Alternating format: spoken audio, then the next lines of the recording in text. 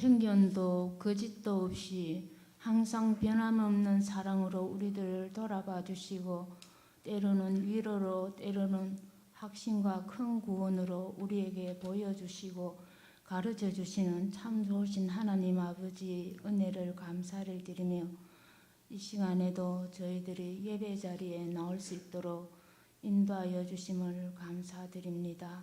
하나님 아버지께서는 항상 은밀하게 우리의 마음을 잘 살펴보시는 하나님 아버지, 우리 속에 속된 것과 더러운 것과 연약한 것과 병든 것들이 많이 있습니다.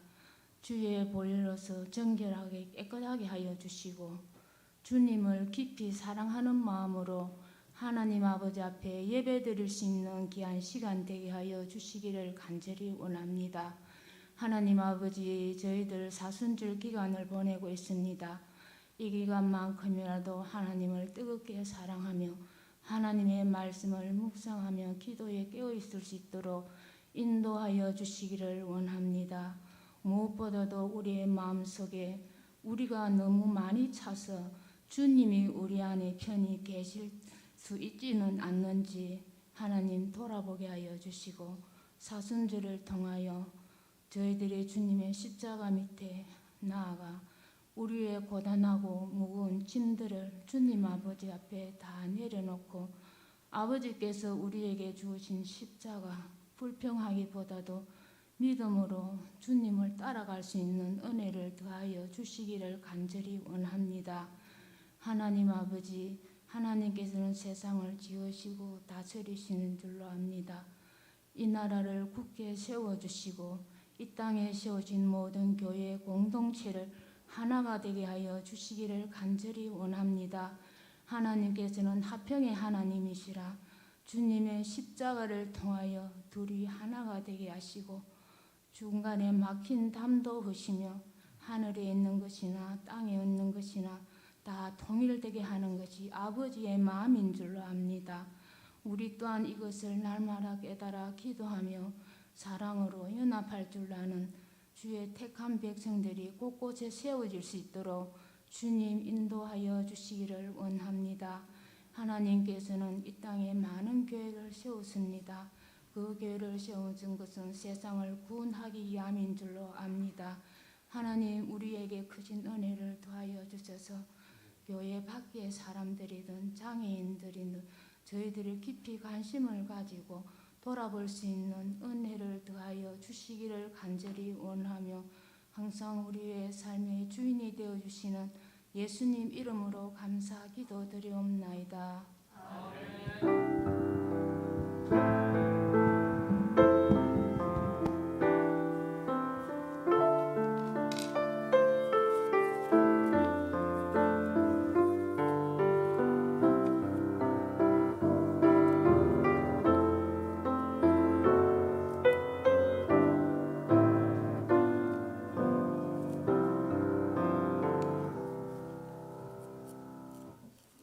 찬송가 403장, 찬송가 405장 하시겠습니다. 찬송가 405장입니다.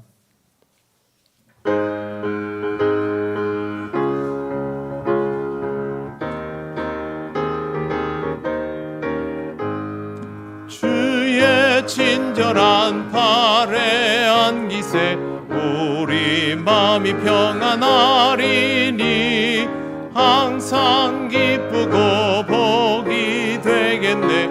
영원하신 팔에 안기세 주의 팔에 그 크신 팔에 안기세 주의 팔에 영원하신 팔에 안기세 날이 갈수록 주의 사랑이 두루 광명하게 비치고 천성 가는 길 편히 가리니 영원하신 팔에 안기세 주의 팔에 그 크신 팔에 안기세 주의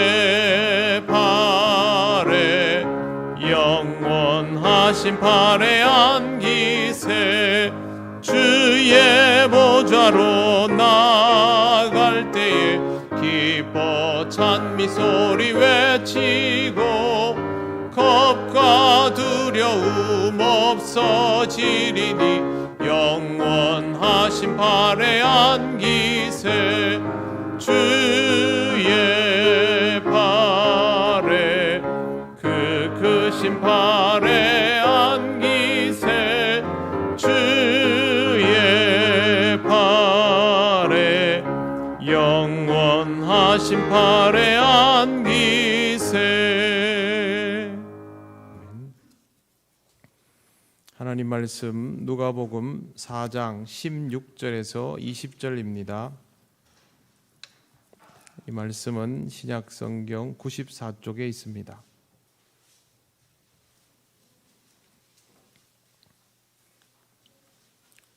누가복음 4장 16절에서 20절 말씀 제가 봉독해 드리겠습니다. 예수께서 그 자라나신 곳 나사렛에 이르사 안식일에 늘 하시던 대로 회당에 들어가사 성경을 읽으려고 서심해 선지자 이사야의 글을 들이거늘 책을 펴서 이렇게 기록된 데를 찾으시니 곧 주의 성령이 내게 임하셨으니 이는 가난한 자에게 복음을 전하게 하시려고 내게 기름을 부으시고 나를 보내사 포로된 자에게 자유를 눈먼 자에게 다시 보게 함을 전파하며 눌린 자를 자유롭게 하고 주의 은혜의 해를 전파하게 하려 하심이라 하였더라. 아멘. 20절 읽겠습니다. 책을 덮어 그 맡은 자에게 주시고 앉으시니 회당에 있는 자들이 다 주목하여 보더라. 아멘. 기도드리겠습니다. 하나님 감사합니다. 오늘도 우리에게 주시는 이 말씀을 함께 나눕니다. 말씀의 의미를 깨달으며 하나님 주신 은혜를 누리게 하옵소서. 예수님 이름으로 기도드립니다. 아멘. 나사렛으로 돌아오신 예수님은 안식일이 되자 회당에 들어가셨습니다. 회당에 들어가서 성경을 읽기 위하여 서셨는데 이런 행동은 당시 랍비들이 안식일이 되면 하던 전형적인 모습이었습니다. 본문에는 늘 하던 대로라는 표현이 있습니다. 이것은 예수님께서 안식일이 되면 자주 그렇게 회당에서 성경을 읽으셨던 것을 의미합니다. 랍비가 이렇게 나서면 회당 봉사자들이 성경 두루마기를 건네줍니다. 오늘 예수님에게 전달된 성경 두루마리는 이사야서였습니다. 예수님은 이사야서 중에서 원하는 곳을 찾으셨다라고 기록되어 있는데 그것이 오늘 우리가 읽은 내용입니다. 본문에 굳이 찾으셨다라고 번역된 이유는 의도적으로 펼쳤다라는 것보다도 왜 우리 보통 그런 얘기할 때 있지 않습니까? 성경을 딱 펼쳤더니 마침 그 본문이 나왔더라. 그런 거 있지 않습니까? 바로 그런 의미입니다. 예수님께서 성경을 펼치셨는데 마침 딱 맞게 오늘 우리가 읽은 내용 이사야 61장 1절 2절 말씀이 나오게 된 것입니다. 내용을 풀이하면 이렇습니다. 선지자 이사야는 하나님의 영이 임하시면 그것은 하나님께서 기름 부음을 하시는 사건, 또 하나님께서 복음을 전하도록 보내시는 사건이 된다라고 예언하였던 적이 있습니다. 이렇게 하나님의 영이 임하셔서 기름을 부으시고 보내시는 역사가 선지자 이사야에게 예언되었던 그 역사가 지금 이 성경을 펼치시는 예수 그리스도를 통하여 구현되고 있다라는 것을 예수께서 의도적으로 보여주고 있는 것입니다. 그러면서 안에 있는 내용들을 읽어주셨는데 그 내용은 포로된 자에게 자유를 눈먼 자에게 다시 보게 함을 전파하고 눌린 자를 자유롭게 하고 주의 은혜의 해를 전파하게 하려고 그렇게 보내어지셨다는 뜻입니다. 예수님께서 이제부터 시작하시는 일들은 가난한 자에게 복음을 전하는 일이었습니다. 그런데 여기에 나오는 가난하다라는 표현은 물질적으로 가난하다는 뜻이 아닙니다. 인간적인 고통에도 불구하고 하나님을 섬기는 신실한 사람들을 구약 성경은 가난하다라고 표현해 왔습니다. 그렇다면 여기에서 예수께서 이 말씀을 인용하신 것은 어려운 상황에서 복음을 받아들여 하나님을 믿고 섬기게 될 사람들, 그 사람들을 가난한 사람이라고 다시 빗대어 지칭하는 것이다 할 수 있습니다. 복음이 없다면, 그리스도께서 오시지 않는다면 이런 사람들은 그냥 힘든 것을 참고 견디는 사람에 불과하겠지만, 그리스도께서 오셨기 때문에 복음을 받게 되면서 힘든 것을 참고 견디는 사람이 아니라 그 힘든 것으로부터 해방과 자유를 누리는 사람이 되는 것입니다. 하나님의 아들 예수 그리스도는 이 땅에 오셔서 이제부터 이 일을 하십니다.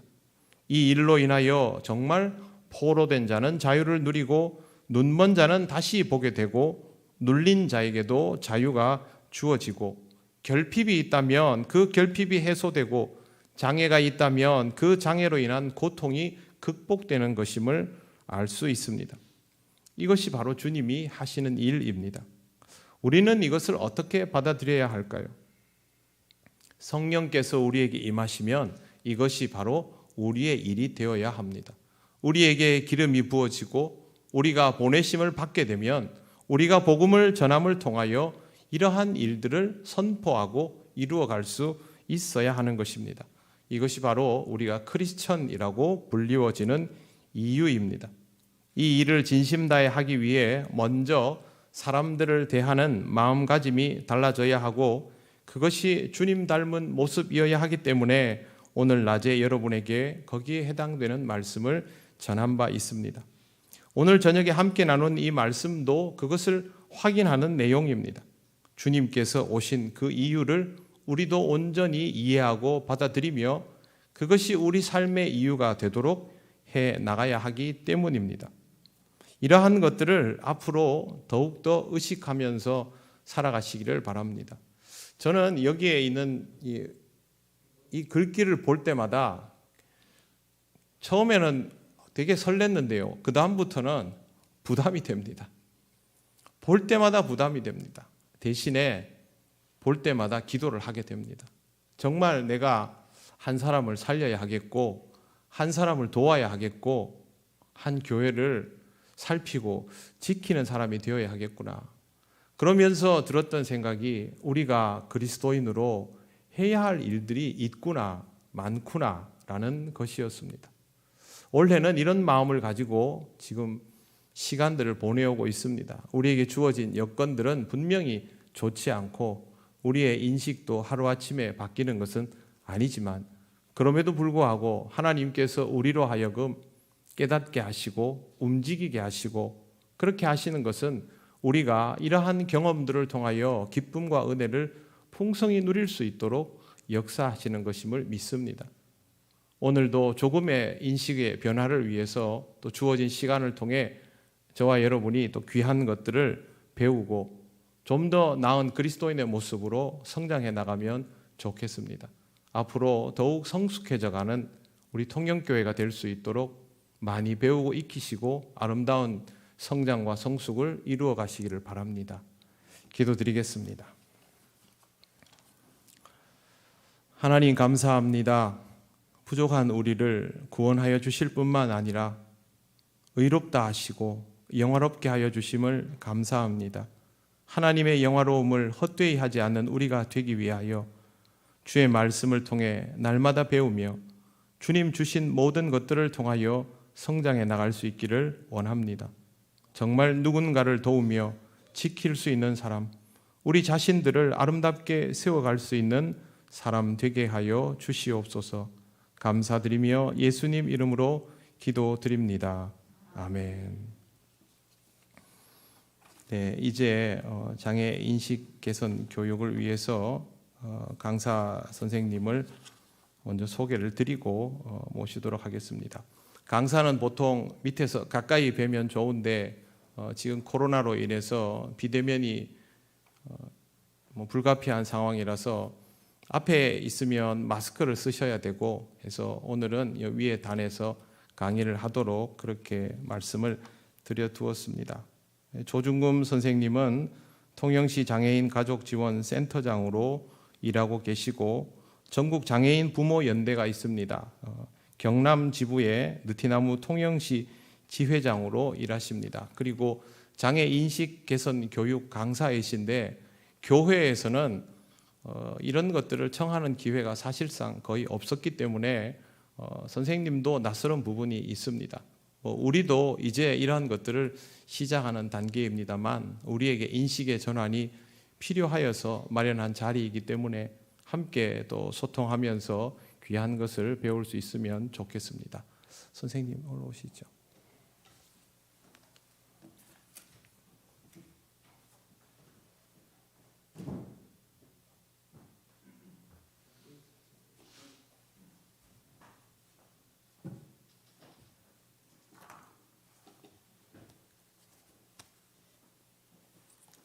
반갑습니다. 예, 방금 소개받은 조중금이라고 합니다. 저는 그 통영에 느티나무 경남장애인 그 부모회가 있는데요. 거기에 지부장을 맡고 있고 지금 이제 통영에 또 장애인 가족지원센터라는 게 있습니다. 거기에 센터장을 맡고 있습니다. 여러 가지 직책을 또 맡고 있는데 제가 오늘 교회에 사는 건 처음인데 좀 떨리기도 하고 그렇습니다. 그래 좀 잘 강의를 못 하더라도 그냥 잘 봐주시면 좋겠어요.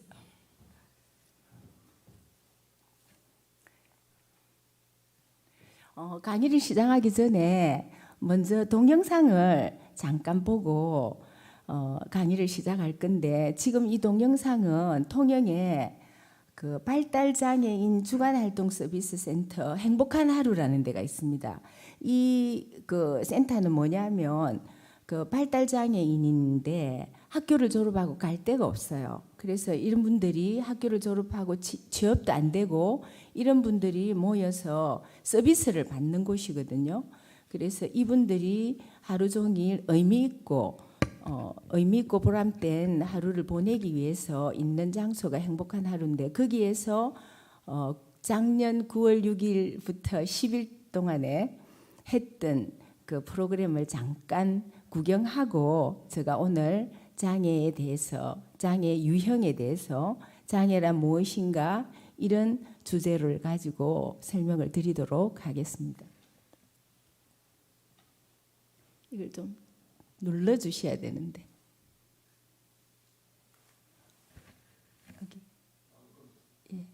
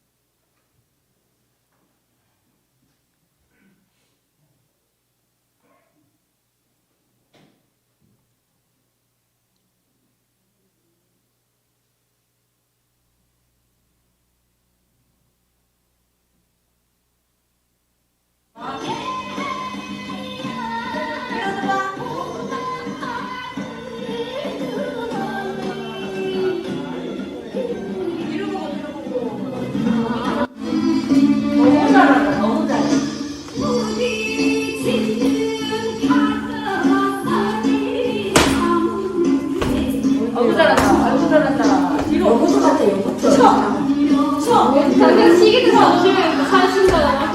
내가 잘 가르쳤는데.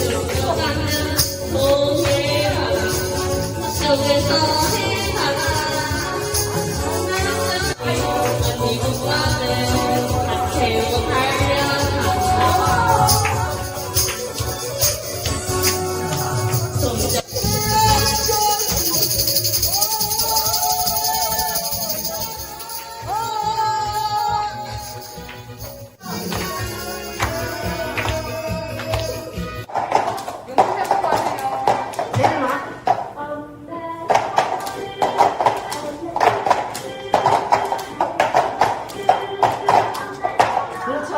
2번. 전도사님 이제 꺼주셔도 됩니다. 네. 지금 꺼주셔도 됩니다. 방금 보셨지만 우리 이용자분들이 너무 즐겁게 하루를 의미 있게 보내는데 만약에 저런 장소가 없었으면 이분들이 집에서 그냥 하루 종일 그냥 집 안에서 무료하게 보내야 되거든요. 그런데 이제 저런 장소가 통영에 생겨져서 지금 성인들 발달장애인 18세 이상의 그 어른분들이 한 30명이 지금 계시고 그 다음에 이제 청소년도 하루에 2시간씩 매일 이렇게 저런 프로그램을 하고 있습니다. 그 청소년 발달센터가 있는데 아마 여기 유미자 권사님이십니까? 선생님으로 계셔요. 사회복지사하고 그래서 선생님으로 계시는데 이제 지금부터 이론적인 강의를 조금 하도록 하겠습니다. 그 편견을 걷어내면 인재가 보이는데 그 장애인 고용을 하는 것을 저희들이 많이 권장을 하고 있거든요.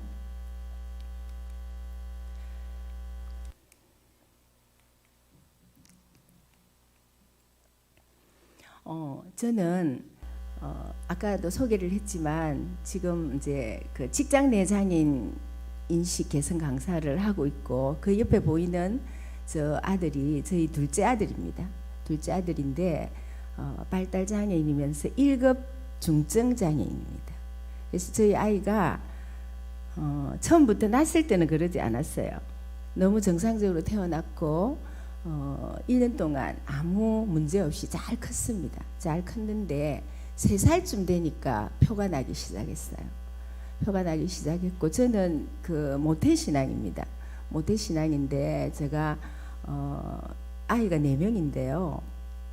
큰아들 그가 3남 1녀입니다. 3남 1녀인데 큰아들 낳고 그 다음에 둘째 아들 낳았을 때 아무 문제가 없었고 늘 하나님께 기도했고 또 이렇게 10달 동안 다른 기도는 안 했지만 꼭 아이들을 위해서 기도를 하는 그런 뭐 나름대로 믿음이 있는 그런 사람이었는데요.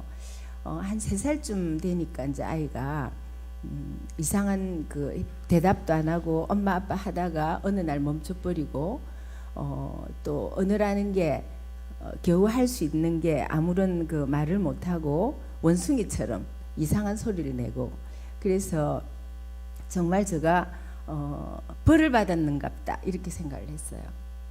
그랬는데 성경에 이제 보니까 그 일을 가지고 기도를 많이 하고 하니까 아이가 이렇게 된 거는 부모의 죄가 아니고 하나님께서 영광을 받으시기 위해서 그런 거다라는 그 말씀을 가지고 제가 위안을 받고 심지어는 제가 이제 하나님한테 회개는 했지만 사실은 굿도 했습니다. 너무 답답했어. 그랬는데 결국은 이제 아이가 고쳐지지 않았어요. 7살 될 때까지 고쳐지지 않았거든요.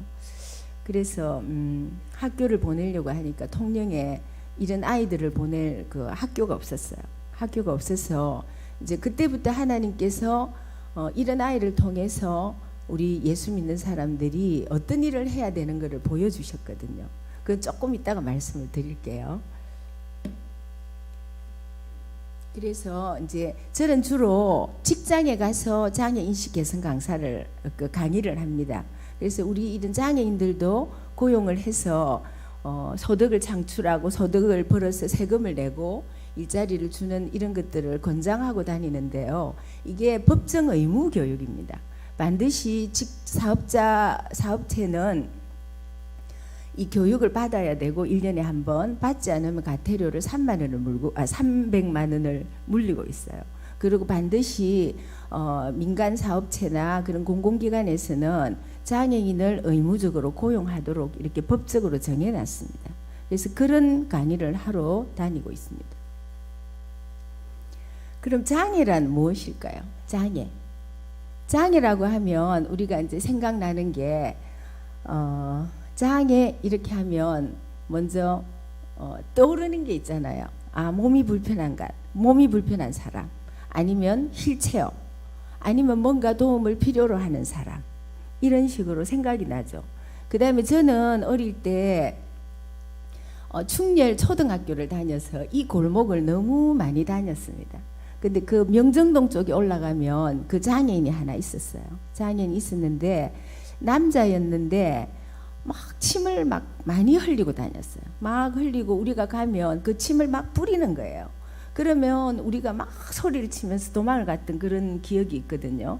그래서 장애인에 대한 그런 그 이미지가 그렇게 좋지는 않았어요. 좋지는 않은데 아마 여러분들도 그런 이미지를 갖고는 계실 거예요. 그런데 이제 장애인 복지법 상에 장애란 뭐냐면 신체적, 정신적으로 장애를 인해서 오랫동안 일상 및 사회생활에 상당한 제약을 받는 자, 또 장애인 고용 촉진 및 직업 재활분에는 이런 장애로 인해서 직업상의 장애를 받는 자를 장애라고 합니다. 그런데 장애는 본질적인 것이 아니고 만들어지는 거라고 해요. 만들어지는 거고, 실제로 장애는 선천적으로 타고날 때 나는 장애는 1% 조금 넘어요. 1% 조금 넘고, 그 다음에 원인 불명도 있고, 거의 88점 몇 프로가 후천적인 장애입니다. 그래서 이제 지금 여기 보시면 지금 장애인의 날이라는 그 4월 20일이 되면 장애인의 날인데, 장애인의 날에 오행시를 한번 지어봤어요. 그랬는데 어느 중학교 3학년이 저런 장애인의 날에 오행시를 저렇게 멋지게 해놨더라고요. 그래서 장차 나비가 될 애벌레는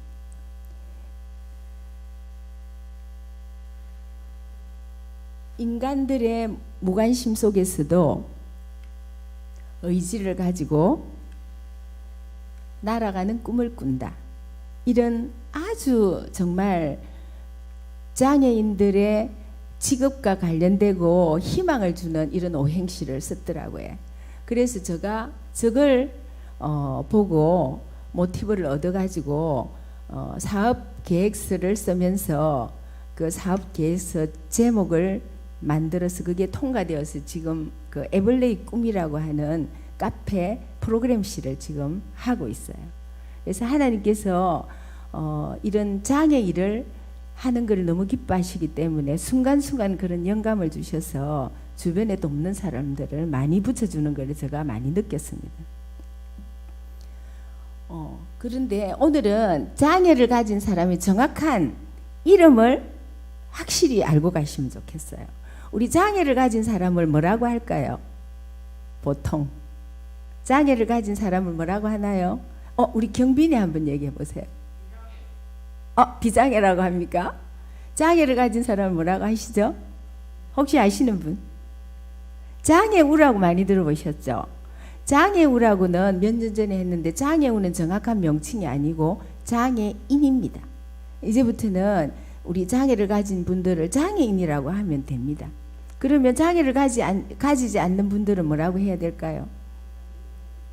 예, 비장애인이 맞습니다. 그런 분들을 장애를 가지고 있지 않는 분을 정상인 또는 일반인 하는 것은 틀린 표현이에요. 장애를 가지고 있지 않으면 비장애인이고 장애를 가지고 있는 분들은 장애인이라고 하시면 돼요.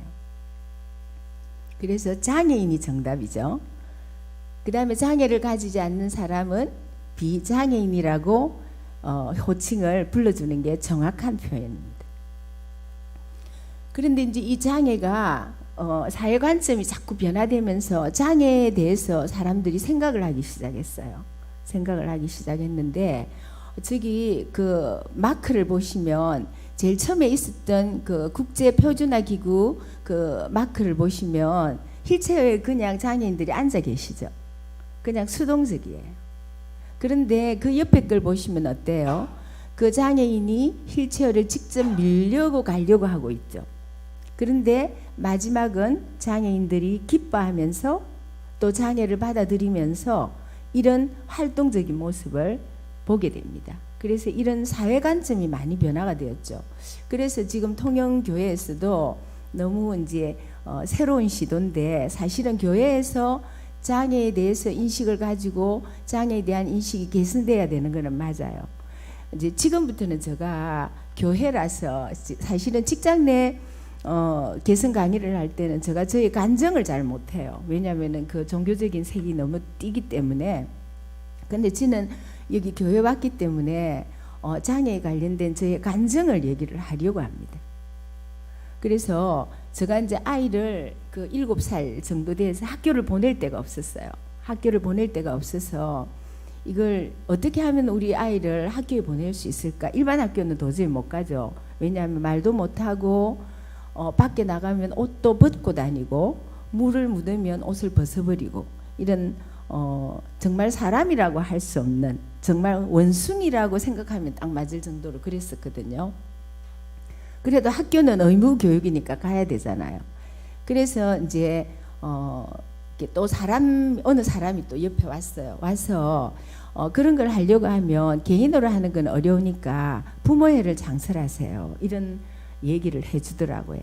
저는 그런 생각도 못했는데 옆에 돕는 사람들이 왔어요. 그래서 제가 부모님들 몇몇을 모시고 통영에 부모회를, 장애인을 둔 부모들의 부모회를 창립을 했습니다. 창립을 하고 나서 이 통영 땅에 필요한 장애 시설을 하나 둘 만들기를 시작했습니다. 그런데 너무 신기한 것은 하나님께서, 제가 뭐 똑똑한 사람도 아니고 어떤 사람을 만나야 되겠다는 그런 영감을 주시고 또 그 사람을 만나서 얘기를 하면 그 사람이 100% 제 말을 듣고 주변 사람들을 모아서 그 일을 해 주시는 거예요. 그래서 먼저 시청을 갔습니다. 시청을 가서 통영에 주간 보호센터가 필요하다. 아이들이 유치원을 갔다 오거나 학교를 갔다 오면 집에 바로 보내지 않고 거기서 보호를 하는 보호센터가 필요한데 이 보호센터를 하나 만들어 주세요. 근데 그런 거는 전부 다 장소가 있어야 되잖아요. 그런데 부모들이 무슨 돈이 있습니까, 그죠? 그래서 아주 용기를 가지고 그 담당자에게 얘기를 했어요. 돈이 많이 드는데 한 명이라도 국가에서 이걸 해줘야 되니까 시에서 지어주세요. 시 건물에다가 지어주면 우리 부모회가 맡아서 잘 운영할게요. 그랬는데 그 공무원이 그 말에 가마 감동을 받아서 그 당시에 1억이라는 돈을 투척을 해서 저기 가면 민들레 집이라는 데가 있어요. 그 장애인 주간 보호 시설을 만들어 줬습니다. 그래서 제가 학교에서 그 교편을 한 7년 잡았거든요. 그래서 제가 이제 처음에 시설장을 이제 했습니다. 그런데 거기서 하다 보니까 통영에 특수학교가 없어서 이 아이들이 일반 학교에 통합학교로 다니니까 무시당하기도 하고 제대로 공부도 안 되고 이래서 통영에 특수학교를 만들어야 되겠다는 생각이 또 든 거예요. 또 들어서 이 일을 가지고 어떻게 할까 막 고민을 하고 있는데 역시 또 하나님께서 생각을 주셨어요. 영감을 주시고 그때 어떤 일이 있었냐면 통영시에 시장에 보궐선거가 있었습니다. 그래 보궐선거가 있었는데 그 진 의장 시장님이 나오시고 또 어느 한쪽에 나왔는데 원래는 두 분 다에게 찾아가서 그런 그 제안을 해야 되잖아요. 근데 저는 다른 분에게 가지 않고 그 진 의장 그분 후보에 갔어요. 가서 통영에 특수학교가 없다.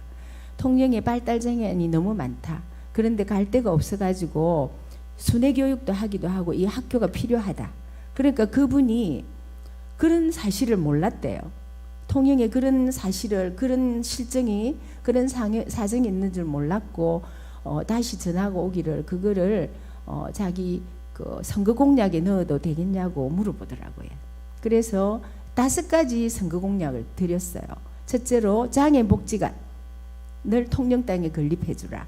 그다음에 장애 전담 어린이집, 특수학교, 장애 종합복지관, 또 그다음에 학교 마치고 돌봄 뭐 이런 것들을 5개를 했는데 그걸 다 그분이 공약을 다 지키셨어요. 그런데 이제 그분이 정말 됐습니다. 이제 시장이 탁 되고 나니까 전화가 왔어요. 조 선생 그 다음에는 어떻게 하면 되겠나 이렇게 물어보시더라고요. 그런데 또 저에게 지혜가 어떤 지혜가 왔냐면 그때 거창에 이미 그 특수학교를 지어주겠다고 도교육청에서 정해놨어요. 그런데 거창에 있는 것을 뺏어와야 될 판이었어요. 그래서 거창에 있는 것을 가져오려고 하면 통영에서 통영시 땅을 내놓으셔야 됩니다. 통영시 땅을 학교 부지로 내놓읍시다. 그렇게 말씀을 드리고 그 장소가 어디가 더 좋을지 제가 막 찾으러 다녔어요. 그런데 지금 도산면에 있는 잠포 학교 하던 자리가 옛날에 청소년 수련관이었거든요. 그 자리가 딱 있는 거예요. 그래서 그 자리를 매일 갔어요. 제가 매일 가가지고 이 자리가 특수학교가 되면 좋겠다 이렇게 매일 가서 이제 정성을 들였죠.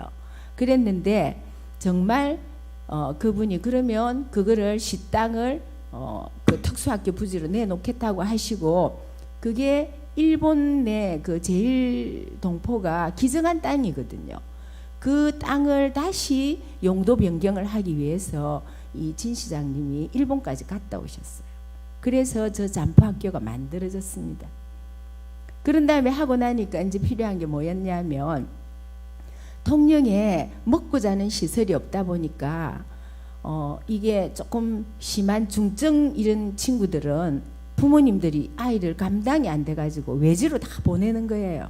그래서 이 친구들을 보지 못하고 아예 외지로 보내버리고 그냥 남의 자식이 되어 있는 경우가 많아서 통영에서도 단기 시설, 먹고 자고 하는 이런 시설이 필요하겠다라는 생각이 들어가지고 또 그거를 그 교육청을 막 왔다 갔다 다녔어요. 그런데 어느 날 저기 거기 어디죠? 그 광도 초등학교 아니고 원문에서 이렇게 내려가는 그 학교인데 그 학교가 폐교가 된 학교가 있었거든요. 그 학교가 어느 전도사님이 이런 장애인 시설을 하시려고 거기를 계셨는 거예요. 계셨는데 어느 날 그분이 그만 도저히 이제 힘에 붙여서 못 하시겠다고 그 폐교를 도로 내놓으신 거예요. 근데 그 소식을 원래 가르쳐 주면 안 되거든요. 교육청에서. 그런데 저한테 알려 주는 거예요. 그러면서 그 자리가 빕니다 해서 제가 단기 계획서를 써가지고 드렸어요. 그런데 또 너무 신기한 것은 거기에 또 공개 입찰을 한다는 거예요. 근데 거기 입찰을 하실 분이 또 한 분이 계신데요. 그러니까 그분하고 저하고 둘이서 입찰을 받아가지고 한 사람이 돼야 되는 거예요. 낙찰을 받아야 되는 거예요. 근데 그분을 원래는 가르쳐 주면 안 되는데 저한테 가르쳐 주는 거예요. 그 담당자가. 그래서 그 담당자가 가르쳐 주는 그분을 찾아갔습니다. 어디서 저는 사실은 학교 다닐 때 뭐 반장 이런 것도 안 했고요. 그냥 조용히 앉아가지고 조용히 앉아서 공부만 하던 그런 사람이고 뭐 손을 들어서 주장을 하고 그런 사람도 아니에요. 그런데 그분을 찾아가가지고 사실은 이런 일을 하고 싶은데 양보를 해달라고 했어요. 그런데 모든 것은 하나님께서 그 사람의 마음을 움직이시는 거잖아요. 그런데 신기하게도 그렇게 좋은 일을 하면 내가 그 입찰을 포기하겠다. 그래가지고 그분이 포기를 해주시는 바람에 이제 그거를 낙찰을 받았어요. 받아가지고 거기도 단기를 먹고 자는 데를 만들어가지고 지금도 거기서 하고 있어요. 사랑이 모이는 셈이라고 거기서 또 친구들을 먹고 자는 그 장애인들이 한 20명 넘게 하고 있습니다. 그런데 제가 그런 일들을 통하여서 늘 지나면서 보니까 하나님께서는 이 장애인의 일을 하는 걸 너무 기뻐하시는 거예요. 너무너무 기뻐하시는 걸 순간순간 느끼는 거예요. 그래서 이 일을 그만두면 안 되겠다. 그래가지고 또 이번에도 뭘 했냐면 발달장애인 주간활동 서비스를 한 지가 3년 전에 4명을 가지고 시작했거든요. 4명을 가지고 시작을 했는데 그게 만들어졌어요. 만들어지고 이제 3년이 되어 가지고 또 넓은 장소로 이번에 100평이 되는 넓은 장소로 옮기게 됐습니다. 옮기게 됐는데요. 이제 이거 인테리어를 하는데 있는 돈을 갖고 하고 나니까 1,100 얼마가 모자라요. 1,100 얼마가 이제 모자랐는데 하나님 아시죠? 지금 이거 하니까 1,몇백만 원이 모자라요. 하나님 어떻게 하면 좋을까요? 하고 기도만 드렸어요. 그런데 정말 1,000만 원을 누가 후원을 해줬어요. 그래서 인테리어 비용을 갚았어요. 남아있는 인테리어 비용을 갚고 그 다음에 또 어느 분이 200만 원을 주셔가지고 경사로를 하고 또 그게 이렇게 장이 좀 필요했었거든요. 장이 필요했는데 장이 좀 필요합니다 이랬는데 우리 경빈이 어머니 집사님이시죠. 집사님이 장을 해주셨는데요. 얼마만큼밖에 돈이 없으니 그만큼만 할게요 했는데 장을 주문했는데 하려고 했던 그 돈이 딱 맞아 떨어지는 거예요. 그래서 정말 하나님이 살아계시고 하나님이 너무 이 장애인 일을 하는 걸 너무 기뻐하시는구나 이런 생각을 사실은 많이 했었거든요. 지금도 우리 장애인들을 위해서 할 일이 너무 많아요. 너무 많은데 이런 이제 장애에 대한 하나님이 기뻐하시는 일이니까 우리가 믿는 사람들이 당연히 해야 될 일이잖아요. 그죠? 당연히 해야 될 일이니까 우리 성도님들도 정말 그런 쪽으로 이제 관심을 가지시고 했으면 좋겠어요. 사실은 6가구당 1가구에 장애인이 있습니다. 이 장애인이 후천적으로 88.8%인가 그러기 때문에 누구도 장애인이 될 그 가능성에서 자유로울 수가 없어요. 장애인이 안 되면 좋겠지만 장애인이 될 수도 있거든요. 이거는 내 일이 아니야 남의 일이야 라고 생각하시면 안 돼요. 저도 제가 장애인의 엄마가 될 거라고는 꿈에도 생각 못했답니다. 꿈에도 생각 못했어요. 그런데 장애인의 엄마가 되었잖아요. 그런데 우리 아이가 이름이 김동국인데요. 김동국이 하나로 인해서 통영 땅에 필요한 장애인들을 위해서 필요한 것들이 너무 많이 생겨졌잖아요. 그래서 제가 이제 답답해서 기도하는 분들한테 기도를 막 부탁드리니까 이 아이가 복의 통로라고 했어요. 복의 통로다. 근데 지금 그 복의 통로라는 걸 제가 절감하고 있는 게 이 동국이 하나로 인해서 이런 시설들이 만들어지면서 거기에 친구들이 가서 혜택을 보죠. 그다음 거기서 종사하는 분들이 이런 장애인들을 위해서 일도 하시지만 그분들이 거기에서 이렇게 생활비를 버는 거예요. 그래서 복의 통로라는 말이 정말 실감이 되고요. 그 다음에 또 우리 아이로 인해서 제가 회장이 됐잖아요. 그리고 여기 와서 또 이렇게 이런 장소에서 또 강의도 하게 됐잖아요. 그래서 정말 복의 통로가 맞다고 생각하고요. 그 다음에 한나도 복의 통로죠. 한나 때문에 지금 우리 사모님이 유튜브 활동을 너무 열심히 하고 계시잖아요. 그래서 그 활동을 통해서 장애 인식을 지금 시키고 계신 거예요. 왜냐하면은 장애는 이상할 거야. 뭔가 우리하고는 달라. 그런데 그런 그 유튜브 활동을 통해서 장애가 이런 것이고 괴물도 아니고 정말 누구나에게 올 수 있는 이런 일이라는 걸 지금 자꾸 장애 인식을 시켜주시는 거예요. 시켜주는 거니까 어쨌든가 여러분들께서 이런 이렇게 두서없이 이렇게 되었지만 앞으로 이 장애 친구들을 보거나 또 장애를 가진 그런 분들을 보시면 하나님이 기뻐하시는 일이기 때문에 우리가 마땅히 성도들이 해야 할 의무고 분명히 성경에 고아 가부를 돌아보고 나그네를 대접하고 그 나그네가 장애인일 수도 있잖아요. 그죠? 그래서 낮은 자를 돌아보라고 하는 게 하나님의 지상 명령이기 때문에 저희들은 해야 되고요. 그 다음에 이제 저는 어쨌든가 지금 힘이 센 분들은 누굴까요? 뭐 간직에 있거나 공직에 있거나 돈이 많거나 이런 분들이 착하고 힘센 분들이 우리 크리스찬들이 많이 되어가지고 이 사회를 주님이 원하시는 사회로 변화시켰으면 참 좋겠어요.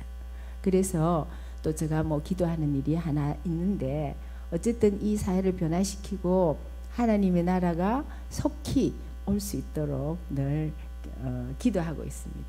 그리고 또 이제 또 제가 여러분들한테 또 말씀드리고 싶은 것은 우리 아이가 하나님께 매일 기도해요. 매일 기도하는데 하나님 이 아이를 낫게 해주세요. 치료하여 주세요. 우리 아이가 말을 하나도 못했거든요. 근데 분명히 하나님께서 그 예수님께서 벙어리 된 자를 고쳐주셨잖아요. 그래서 그런 기도를 계속 한 결과 지금 말을 참 잘해요. 말도 잘하고요. 너무 좋아졌어요. 자폐 그 성향도 많이 좋아졌고요. 그래서 아마 저쪽에 우리 근사님이 시장에서 저하고 아실 건데 우리 아들을 보면 아마 우리 근사님도 너무 놀래요. 너무 아이가 좋아졌다고. 그거는 뭐냐 하면 하나님께 제가 기도를 많이 했어요. 하나님 불쌍히 여기달라고.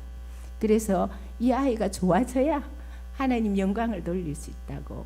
그래서 아마 다음에는 정말 우리 아이가 더 좋아져서 아이하고 같이 우리 아들하고 같이 간증을 할 수 있는 그날이 왔으면 참 좋겠습니다. 이걸로 마치겠습니다. 감사합니다.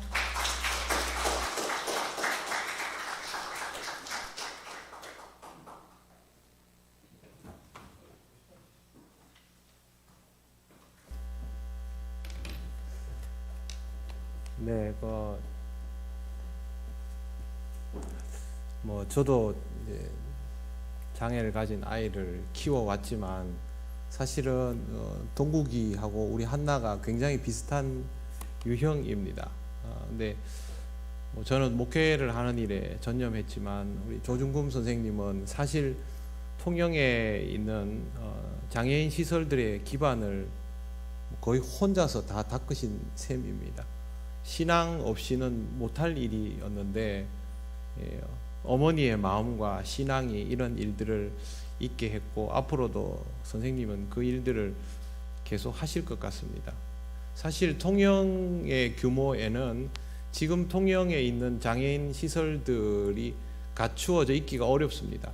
실제로 보시면 인근 주변에 있는 고성이나 거제 같은 지역보다 통영이 항상 한두 단계 빠릅니다. 그런 일들이 하나님께서 주신 한 아이를 통해서 이런 소망을 가지게 된 어머니로부터 또 그런 마음을 가지고 있는 부모들의 모임으로부터 시작되어서 지금까지 오고 있는 것이고요. 교회도 이런 일들에 대해서 같은 소망을 가지고 함께 기도하고 또 같이 필요한 일들을 감당해 가면서 저변이 좋아지면 좋아질수록 인식도 함께 개선되는 거니까요. 그렇게 여러분들의 마음에도 늘 장애인과 장애인 가정을 위해서 기도할 뿐만 아니라 우리들의 마음 자체가 장애인들을 바라보는 시선들이 주님의 마음처럼 그렇게 점점 더 무르익어 갈 수 있도록 기도하시고 여러분의 삶에도 익숙하게 적용을 해 주시기를 바랍니다. 그러면 오늘 우리가 이 시간을 통해서 가진 유익들을 충분히 가질 수 있을 것입니다. 제가 잠깐 기도드리겠습니다. 하나님 감사합니다. 하나님께서 하시는 일들을 우리가 전혀 예측할 수 없지만 하나님께서 이루어 놓으신 일들을 보며 하나님의 살아계심을 확인하고 감사와 찬양과 영광을 돌립니다. 앞으로도 믿음으로 반응하는 우리 모두가 되게 하시고 우리가 다 똑같은 하나님의 자녀임을 기억하게 하옵소서. 조중금 선생님과 또 장애인들의 가족이 된 모든 이들을 하나님께서 앞으로도 지켜주셔서 하나님 앞에서 사랑하고 또 복되며 기쁨 나눌 수 있는 성숙한 모습이 드러나게 하여 주시고 이를 통하여 하나님 나라가 더욱 아름답게 이루어져 가게 하옵소서. 감사드리며 예수님 이름으로 기도드립니다. 아멘.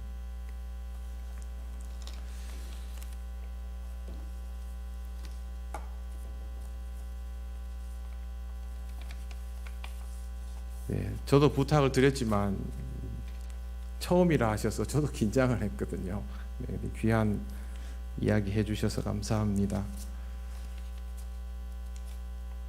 찬송가 334장입니다.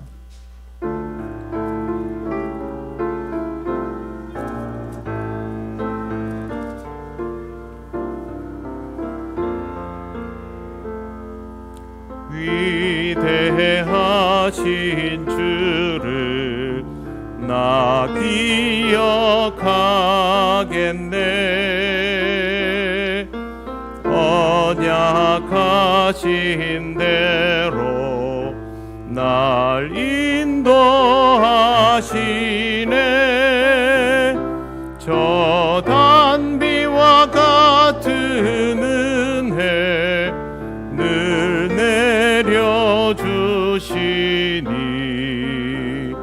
그 크신 주의 사랑 날 구속하셨네.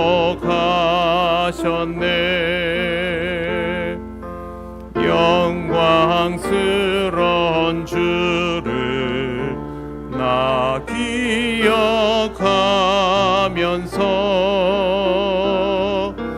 앞을 바라보며 나 달려가리라.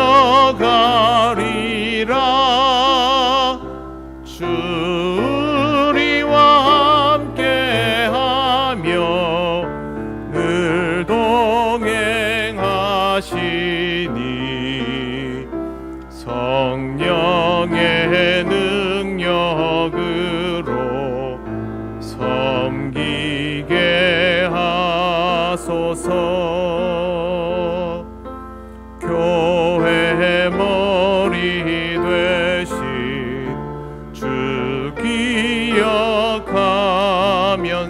기억하면서 힘과 부귀 모두 나 주께 바치네. 참 충성된 종이 되어 그 길을 가면서 주 다시 올 때까지 교회를 섬기리. 아멘. 교회 소식 전하겠습니다. 다음 주일은 종려주일로 지킵니다. 종려주일에는 입교가 예정되어 있습니다. 입교받을 사람을 위해서 기도해 주시길 바랍니다. 그리고 다음 주일 오후 예배는 주보에 2시로 되어 있는데 오후 3시입니다. 오후 3시에 다비다 헌신 예배로 드립니다. 강사는 연화도 교회 윤기순 목사님이십니다. 다음 주일 2부 예배 후에 본당에서 교육부 회의가 있습니다. 사순절 기간을 지나고 있습니다. 주님의 십자가를 생각하며 말씀과 기도에 더욱 집중하시기를 바랍니다. 여러분에게 나누어 드린 묵상 달력을 잘 활용하시기를 바랍니다. 저도 금요기도회와 주일 설교는 계속해서 이 달력으로 말씀을 전하고 있으며 고난주간 특별 새벽기도회도 묵상 달력에 맞추어서 말씀을 전하겠습니다. 여러분들도 미리 말씀을 읽으시고 묵상하고 함께 모여 기도할 수 있기를 바랍니다. 4월 성경 읽기표가 필경대에 준비되어 있습니다. 모두 여러분들을 위한 준비이니 잘 활용하시길 바랍니다. 그리고 4월에 함께 나눌 기도의 제목 주보에 있는 것 꼭 봐주시고 이 한 달 동안 기도해 주시기 바랍니다. 우리가 전교인 첫날 새벽 기도회 때 같이 기도하고 시작한 이 제목들입니다. 이 한 달 내내 이 제목들을 가지고 기도하며 영으로 하나 되는 우리 교회가 되면 좋겠습니다. 다른 광고는 주보를 참조해 주시기 바랍니다. 축도하겠습니다. 우리 주 예수 그리스도의 크신 은혜와 하나님 아버지의 놀라우신 사랑과 성령님의 교통하시고 인도하여 주심이 주님 안에 모두 한 자녀임을 기억하고 주님의 마음으로 서로를 품으며 아름다운 하나님 나라를 이루어 가기를 원하는 이 시간 예배하는 모든 권속들 위해 또 하나님을 믿게 될 모든 자녀들 위해 영원토록 함께 하시기를 간절히 축원하옵나이다. 아멘.